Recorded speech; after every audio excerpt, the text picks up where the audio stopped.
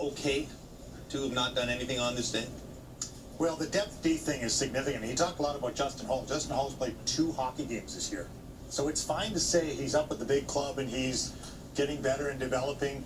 And in the second game of the playoffs, something happens to one of your D and you got to put Justin Hall in the game. And he's played 2 games this year. And, you know, even to play in the American League all year, which he couldn't do because he would have needed waivers, but to not play hockey for a full year and be expected to go in as a depth guy is a really, really tough call from the depth standpoint. I thought one comment was really interesting today, and it was Scotty Upshall talking to Gino right behind us. And they asked him about toughness and whether it was a factor, and he looked at Gino and said, in a playoff series, are you kidding? It's a huge factor. And, you know, we all were in the game at different times, and so people said, well, the game's changed. It's not as much of a factor anymore. But when you go into a corner, if you get punched in the mouth in the first 3 minutes of a game, it's a factor.